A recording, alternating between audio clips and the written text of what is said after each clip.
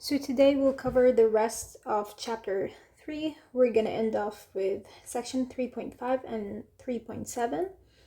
So section 3.5 is other strategies for integration. So here we have a bunch of formulas that would help us integrate something a bit complicated. So the only formulas that I'm going to cover are the formulas involving a squared plus u squared minus a squared, and a squared minus u squared. And if you remember, we had all of these with the square root when we did trig substitution. So these formulas sometimes could integrate these types of integrals very quickly. Again, you don't have to memorize these formulas. I'll provide them in the exam if needed. So let's do some quick examples. So if I have this integral and I want to integrate it. So if you see here, I have something inside of the square root that looks like a squared plus u squared. So if you look at the formulas here, you need to choose one to be able to integrate that using a formula. So if you check all of these formulas, you'll see that formula number 72 is the same as the integrand that we have here. So the only thing left here is I want to identify what is my a and what is my u. So if you look here, we have a squared, which is the number squared. So here I have 4, so a must be 2. And similarly, u is this thing added to your number, which is 9x squared, but I'm taking u, so it's going to be 3x. So now directly, if I apply this formula, I'm going to have ln 3x plus the square root of 4 plus 9x squared plus c. And that's it. So the only thing that you have to do here is being able to choose which formula to use to integrate. That's it. Okay, so let's look at this example. I have something that looks like u squared over the square root of u squared minus a squared. So we're going to look at these formulas and decide which one we're going to use. So if you look here, you'll see that formula 81 looks exactly like what we have. Now our a here is just 5 and u is just 4x. So now let's apply the formula. This is going to be 4x over 2, the square root of this, plus a squared, so 25 over 2, the square root of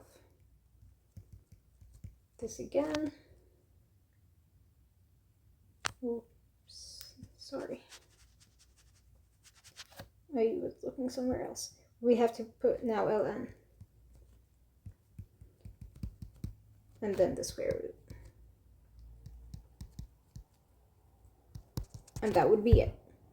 Again, let's look here. We have something that looks like a squared minus u squared under the square root over u, right? So which formula do you think it's going to help here? If you look at all of these formulas, you'll see that formula 87 is the one that's going to work. Now here a is 8, u is 9x. So let's just apply the formula. We're going to have the square root minus a ln of a plus the square root divided by u plus c. So that's it. It's not too difficult. It's just knowing which formula to use and applying it correctly. Okay, now for section 3.7, we're going to talk about improper integrals. So an improper integral is an integral where you either have infinity or negative infinity as one of the bounds, or like on both of these bounds, or if you're integrating over an interval and this interval has a point of discontinuity for your function f in the integrand. So here we're going to have something that's going to help us integrate these, even though we have problems with one of our points in the interval. And lastly, we're going to talk about the comparison theorem. So let's start with integrating when we have infinity as either one of the bounds, as infinity or negative infinity, or even if we have both of these bounds to be infinity. So when we have something of this form, we call this an improper integral. To integrate an improper integral, we're going to use limits to help us find the answer. So let's see what the rule for improper integrals is.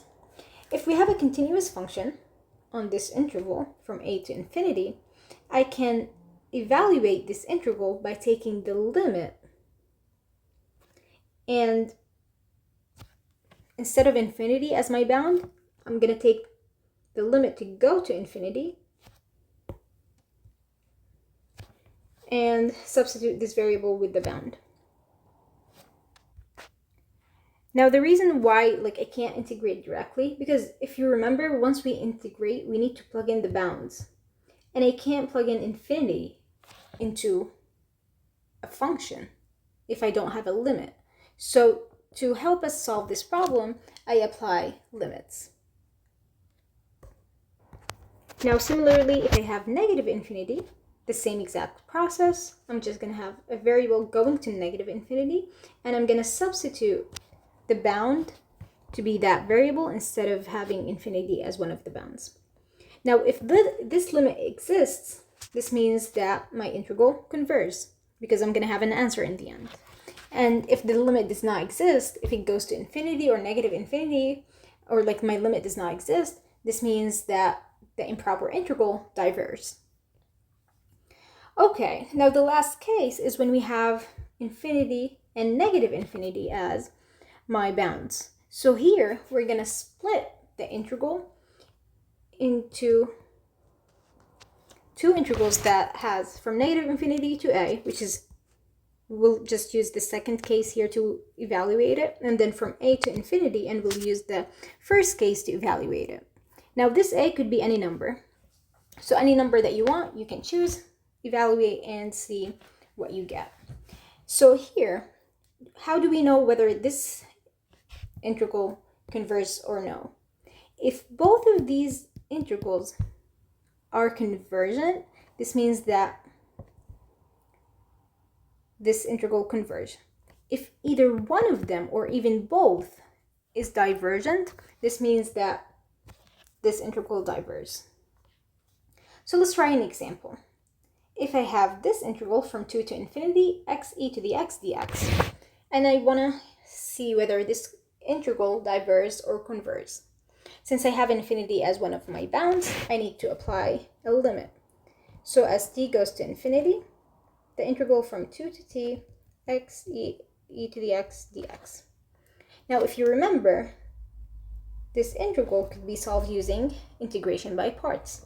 So I'm going to have u to be my x, du is just dx, dv is e to the x dx, so v is just e to the x. Apply the formula, I'm going to have the limit. So we always evaluate the integral first and then take the limit. So now I'm going to have x e to the x from 2 to t minus the integral from 2 to t e to the x dx. So now it's pretty easy to evaluate.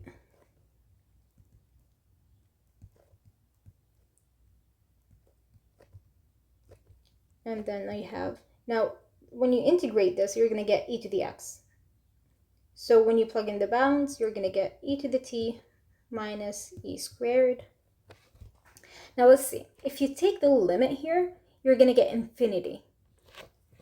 Because this goes to infinity, this goes to infinity, so the whole thing is going to infinity, which means it diverges.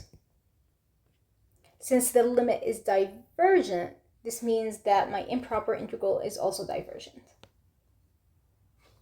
Let's try it when we have negative infinity and infinity in the bounds. So here, we need to split it.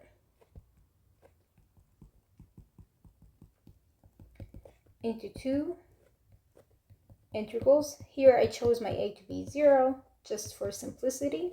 Usually 0 is the easiest option unless you have like a discontinuity that you need to be careful about. So here we need to take the limit.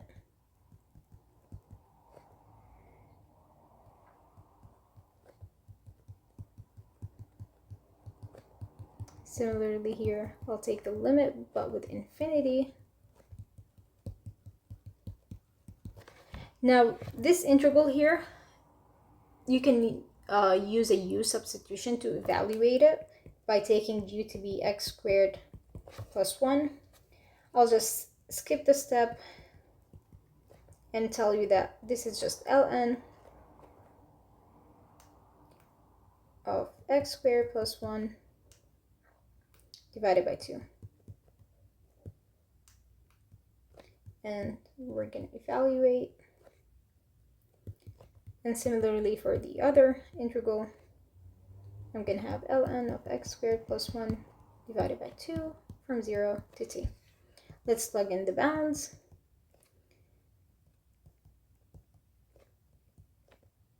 I'm going to have t squared plus 1 over 2 negative, because once you plug in the 0 here, you're going to get ln of 1, which is 0. So 0 minus the lower bound, we're going to get this, plus the limit, the same exact thing. I'm going to have ln of t squared plus 1 over 2, and then once you plug in the 0, you're going to get a ln of 1, which is just 0. Now, if you plug in either negative infinity or infinity, you're going to get ln of infinity, which goes to infinity. So this is also infinity, so it diverges, which means that my improper integral here also diverges. Now let's look at the second case where I don't have any infinity in my bounds, but I have a point of discontinuity in that interval. So let's see. The first case is when we have one of the endpoints to be a discontinuity point for my function. So if f is continuous from a closed to b open, so f is discontinuous at b, and I want to evaluate the integral there. So to evaluate the integral, I'm going to have a limit that's going to help me, but instead of having infinity, I'm going to have b. And since b is a right endpoint, I need to evaluate the limit as t goes to b from the left, and I substitute the upper bound by t. Similarly, if f is discontinuous at the left endpoint a, I'm going to use a limit as t goes to a from the right, because it's a left endpoint, because I'm going to approach it from the right, and substitute a with t. Similarly, if this limit exists, the integral converge. If this limit does not exist, the integral diverges. Now, if f is continuous on the whole interval except a point c in that interval, so I have a point where f is discontinuous at that point, what we do, if we're taking the integral from a to b, then we're just going to split the integral at that point of discontinuity and then use rule number 1 and 2 to evaluate each one separately. Again, if both of these integrals converge, this integral converges. If either one of them or both diverge, then this integral diverges. Let's look at this example here for you. You see the 3 is a point of discontinuity for the function 2 over the square root of 3 minus x. Because once you plug in 3, you're going to get 0 in the denominator, which is undefined. So here, I need to use the limit to evaluate the integral. So this integral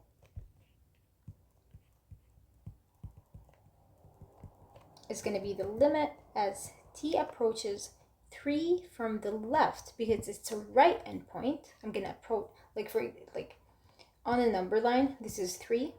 I'm going to approach it from the left. So that's why when you're taking the limit, it has to be from the left because it's a right endpoint.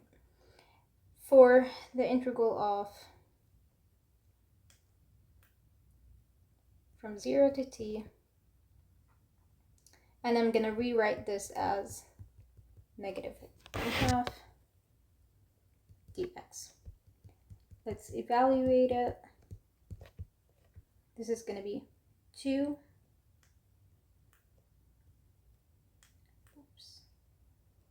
times 3 minus x to the 1/2 divided by -1/2, since I have a negative here, from 0 to t. Once you plug in the bounds, you're going to get -4, because if you took the -1/2 up, -4, 3 minus t to the 1/2 plus 4 times radical 3. If you plug in the 3 here, this whole thing is going to be 0, so I have 4 radical 3. Since the limit converges, this means my integral converges, and it converges to 4 radical 3. Let's look at an example where the discontinuity point is between the upper and lower bound. So here, my function f of x is 1/x, is discontinuous at x equals 0, right? Discontinuous at x equals 0.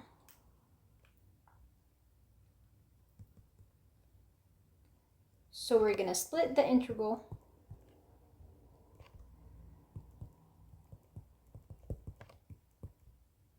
and then evaluate each one separately as a limit. So the limit as t goes to 0 from the left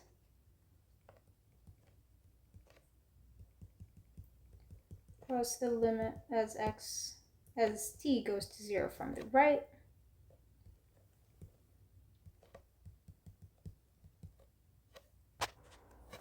and if you evaluate, you're going to get ln. So ln, upper minus lower, so ln of t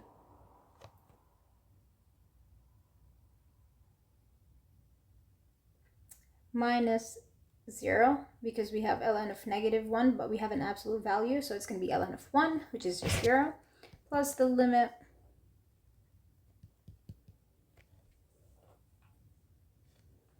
as t goes to 0 from the right, ln, so we're going to have a 0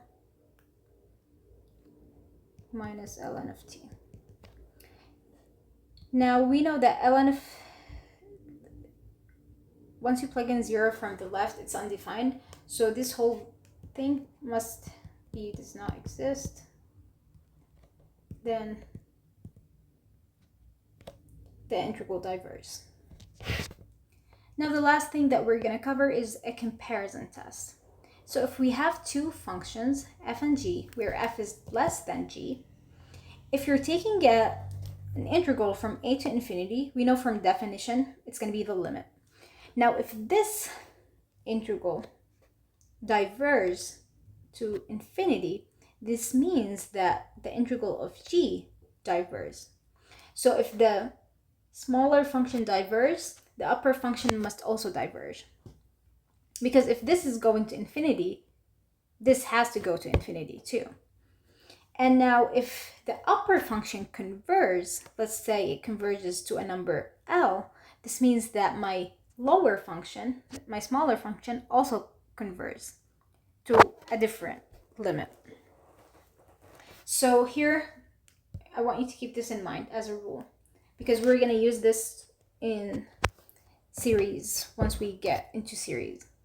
If the smaller thing diverges, the upper diverge. If the upper converges, the smaller also converge.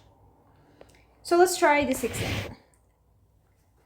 My function f is 1/x e to the x. Now this, I can compare it with g of x is equal to 1/e to the x, because here we have this. Whenever you make your denominator smaller, the fraction becomes bigger. Because, for example, 1/3 is less than 1/2. But here, the denominator is smaller than this denominator. So, whenever the denominator is bigger, the fraction is smaller. Whenever the denominator is smaller, the whole fraction is bigger. So here, we want to prove that this is converged. From the rule, I know if the big one converges, then the smaller function that we already have here converges. So the only thing left here is I want to integrate. So this is equal to negative x. I want to integrate this. If I prove that this integral converges, this means that the integral that we started with is convergent too. So this is the limit as t goes to infinity, the integral from 1 to t, and we can integrate directly.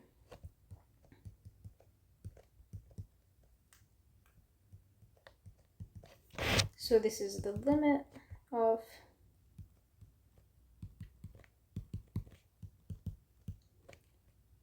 so this is just equal to, this is e to the negative 1. So this is just e to the negative 1, which means it converges. And we're done. Because if the bigger function converges, the smaller one definitely converges too. Okay, how about if we take this example? I want to compare these two integrals. Now, let's look at the functions that we have. We said that if the denominator is bigger, then my fraction is smaller. Which means, since this is bigger than x squared, because x is positive, this is going to be less than that. So now, let's try and evaluate the integral here using the same method, because we have a limit with infinity. So we're going to have the limit as t goes to infinity, negative 1 over x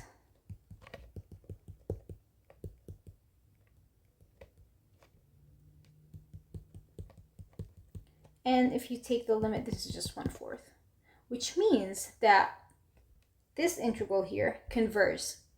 But since this is less than that, it also has to be convergent too by the comparison test. But that does not mean that it converges to 1/4. Let's try and evaluate the limit of the other one and see if we get the same answer or not. Similarly,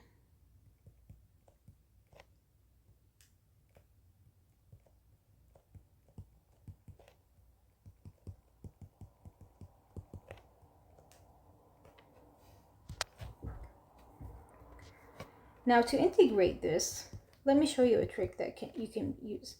Obviously here you can apply partial fractions. If you take x plus 9, you can absolutely apply partial fractions. But we can also do, let's take x squared as a common factor. So I'm going to have 1 plus 9 over x. Now, if I use some kind of u substitution, I'll be able to integrate this. So if you take u to be your 1 plus 9 over x, du is just negative 9 over x squared dx, which is perfect because I already have x squared in the denominator, so I'm kind of almost there. So here, this is going to be the limit as t goes to infinity, the integral. I'm going to keep the bounds without the bounds for now. This is 1/9, 1 over u du, and then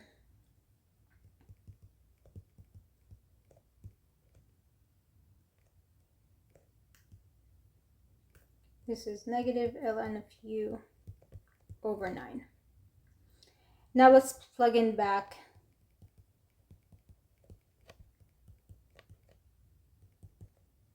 x, and then I have the bounds from 4 to t. if you plug that in,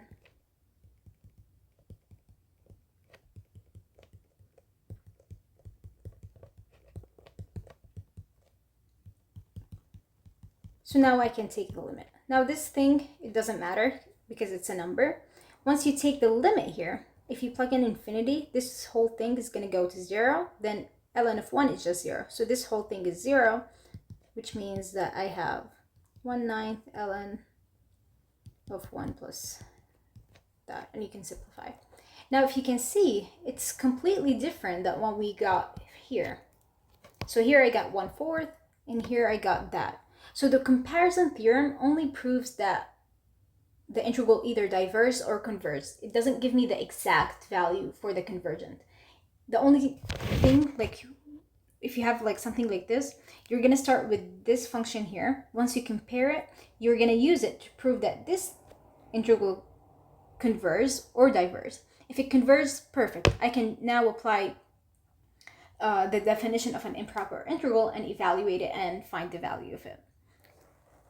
So that's it for today. You have these suggested problems, and you can do these problems from Lumen Homework 3. Please let me know if you have any questions, and good luck with everything.